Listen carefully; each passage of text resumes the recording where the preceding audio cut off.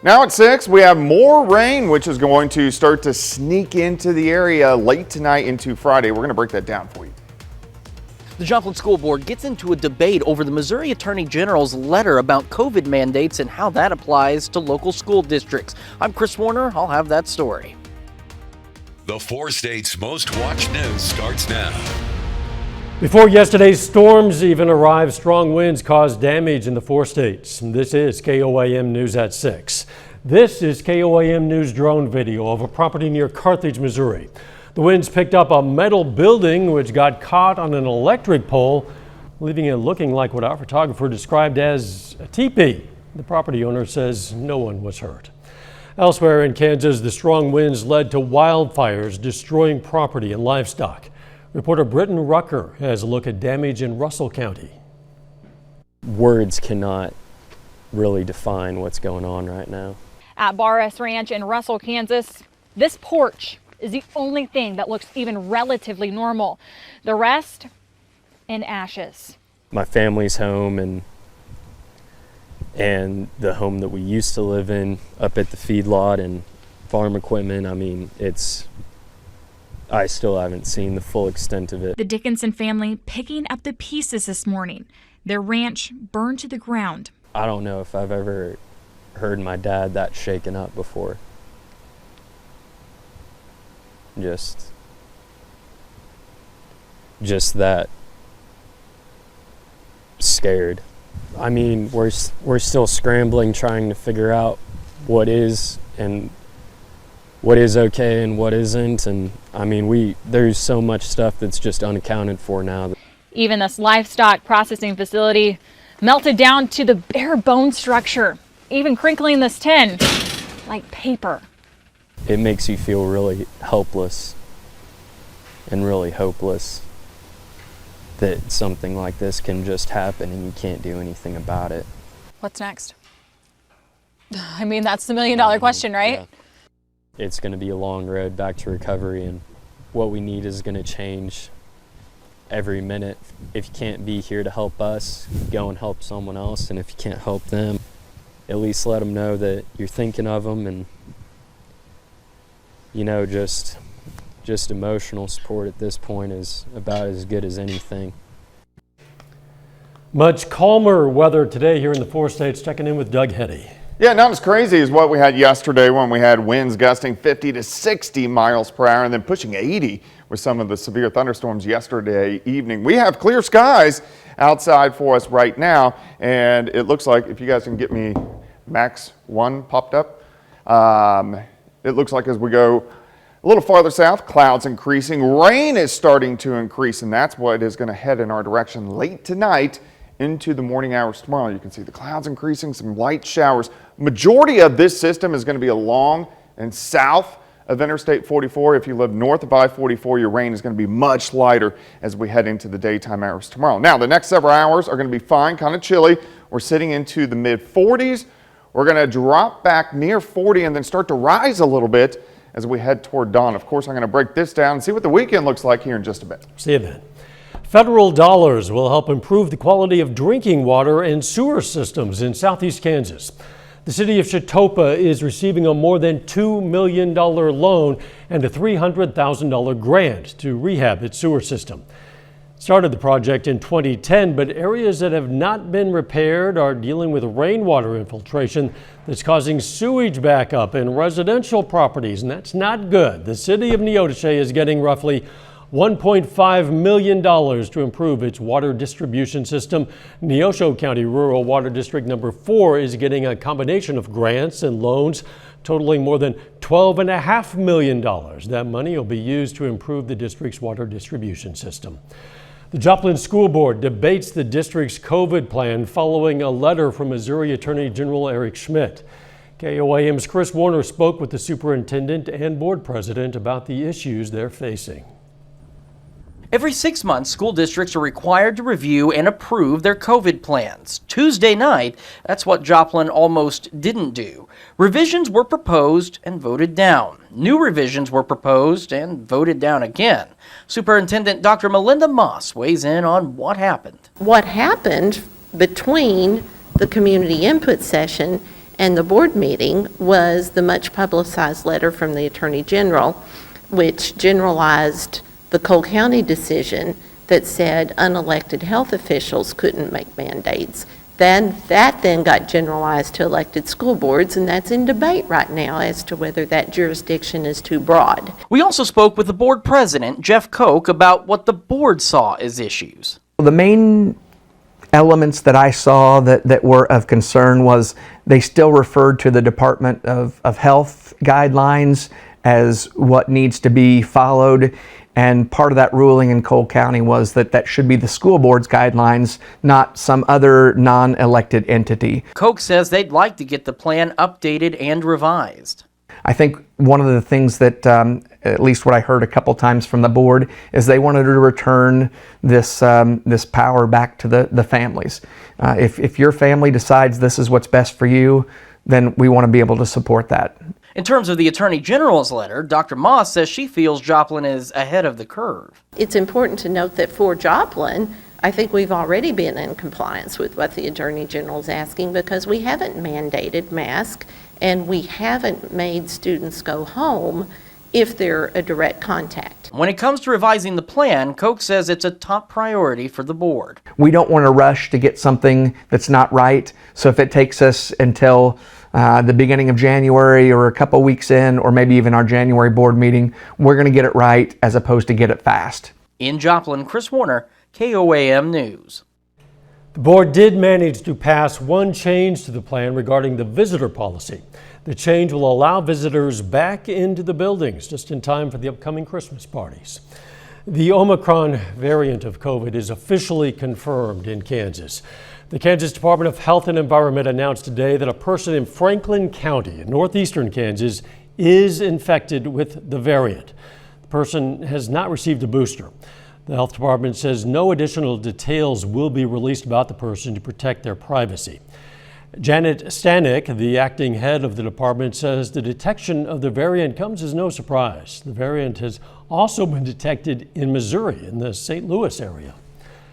Prospective KU students can now get into school without taking the ACT or SAT. The Kansas Board of Regents has approved new admissions standards that create a path for students to attend the University of Kansas without taking the ACT or SAT standardized tests. The Kansas Board of Regents this week voted to allow admission to students with a 3.25 high school GPA or higher without an ACT score. A student with a 2.0 GPA will still need to take the test and score at least 21. The KU Chancellor Douglas Gerard says high school grade point averages do a better job than ACT scores of predicting college success. 3 people are dead after a fire truck collided with another vehicle, then plowed over a sidewalk and into a building in the Kansas City Entertainment District. 2 people in a sport utility vehicle hit by that fire truck last night died in the crash, and a pedestrian was buried under the wreckage and rubble from the partially collapsed building. That pedestrian, a woman, also died. Police say the crash happened when the fire truck was headed to an emergency call with its lights and sirens on. The truck hit the SUV at an intersection in the Westport Entertainment District. Still ahead, it's a passion project for a Columbus teacher, and it's paying off for kids at St. Jude. And Santa's helpers have their hands on your toy box donations. $7,647.50. To be precise, that's how much students at Park Elementary in Columbus, Kansas raised for St. Jude Children's Hospital. A lot of money. Today they were honored for their hard work. At an assembly, kids who raised money were awarded prizes as a thanks for their efforts to support the project started by teacher Cindy Wells. I do this every year. This is my 14th year doing this, and it's all in memory of my son Dylan. He got sick when he was 9 years old and passed away at 11 with brain tumor cancer. So I can't buy him Christmas. I can't buy him anything because he's not here. So this is my way of buying him stuff. In 14 years, Wells and her students have raised more than $100,000. Congratulations. Your toy box donations are now in the hands of Santa's helpers at the Pittsburgh Salvation Army, among a lot of other places around the four-state area. Staff from the Pittsburgh School District and the Pittsburgh Area Young Professionals helped receive the donations today. Curbside distribution began yesterday and goes through tomorrow at the Salvation Army in Pittsburgh. It's not just toy box toys. Students at Pitt State and the Pittsburgh Area Young Professionals have been buying up bicycles for area kids. The smile on the faces or the tears when we're able to say, you know, congratulations, you're receiving a bicycle. This year, through a partnership with Pittsburgh Area Young Professionals, we have 43 bicycles that we are giving away, and those will be delivered to the families' homes. Salvation Army serves 360 households. That's 725 smiles from kids in Crawford County alone. Later, the Kansas City Chiefs play tonight. We're going to hear from the voice of the Chiefs in a last-minute edition of Minute with Mitch. Plus, it looks like more showers, even a few thunderstorms rolling back in. We're going to look at that coming up.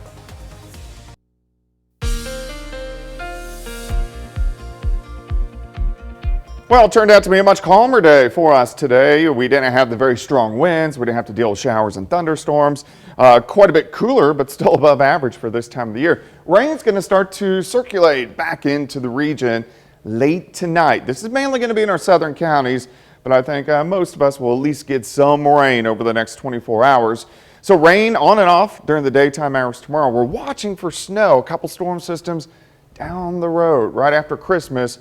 And of course, you can always check out my long-range forecast on my month-long blog. That is KOAMnewsnow.com. All right, it's chilly. It's not bad. We're sitting low to mid-40s across the board. I think we'll drop back near 40 later on tonight. But northerly winds kind of ushering in that cooler air across the region. The winds will slowly switch back toward the south for us tomorrow, and that's going to warm us up a little bit more than what we did see today.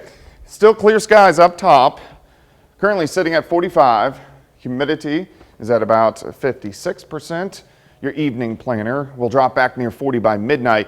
That should be our low. I think we'll bottom out there, and then we'll actually start to rise a little bit as we head toward dawn as the clouds increase and our winds get back out of the south. All right, clear skies right now, so nothing is going on, but we do have clouds which are starting to increase just to our south. We have this moisture, so we're going to take this moisture, we're going to add it to this wave that is kicking out across the northern parts of the Rockies. So that will increase our chances for showers, even a few thunderstorms, as we go into the daytime hours tomorrow. All right, let's break it down. Let's go through the overnight hours. We'll stop at 1 o'clock in the morning. Clouds increasing. I think most of us dry.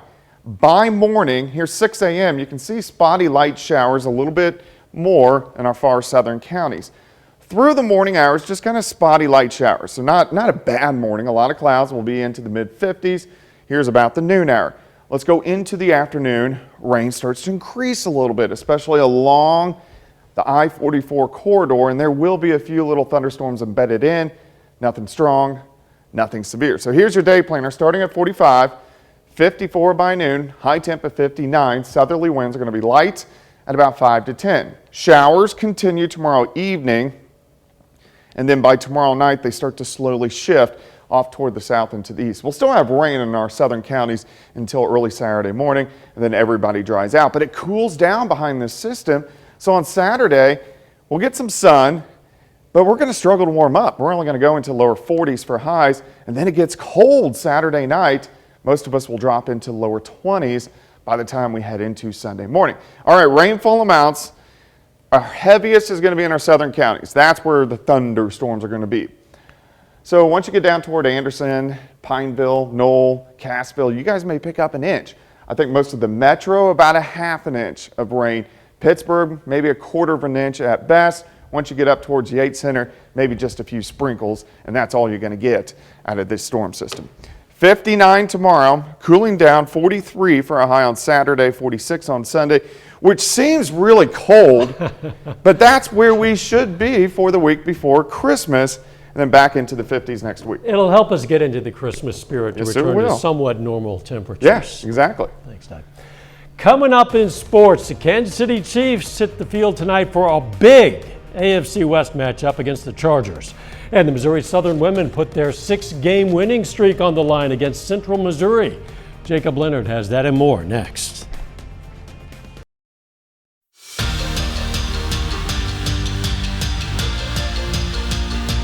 The Missouri Southern Lions are back on the floor tonight for a conference doubleheader against Central Missouri. Now, on the women's side, the Lions are one of the hottest teams in the MIAA right now, winning 6 straight games.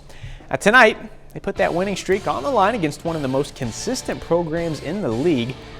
The Jennies are 6-4 to start the year with a 2-1 mark in the MIAA. That game actually already started in Joplin, and when they finish up, the Missouri Southern men hit the floor against the Mules. Now, the Lions also on a little streak. They've won 4 in a row and are 3-0 in league play. That begins at roughly 7:30. We'll have highlights from both games right here tonight at 10. Well, staying in the MIAA, the Pittsburgh State Gorillas swept a doubleheader from the Lincoln Blue Tigers last night. On the men's side, the Gorillas got a come-from-behind win, beating Lincoln 86-75 behind 30 points from Isaiah James.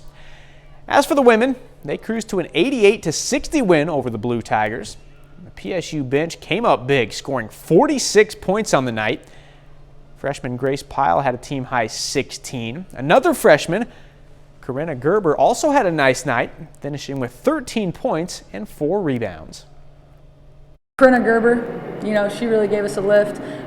We subbed her in pretty quick, and she was able to get a couple at the rim. I think she might have gotten a stick back and then a high percentage little dump that she put in. And so we're trying to get her to just continue to roll hard and loop hard, and she's finding her way to the rim pretty well and just working in more and more confidence. The unit that we are right now, I really couldn't be prouder of them. And it is somebody different, kind of stepping up in little pieces every time. The Kansas City Chiefs have won 6 games in a row after beating the Raiders 48-9 last week. Now, this week is a short week for the Chiefs, turning around for a Thursday night matchup against the Chargers. And we normally do this on Friday, but because the Chiefs play tonight, we're going to do it right now. It's time to hear from the voice of the Chiefs, Mitch Holthus, in this week's Minute with Mitch.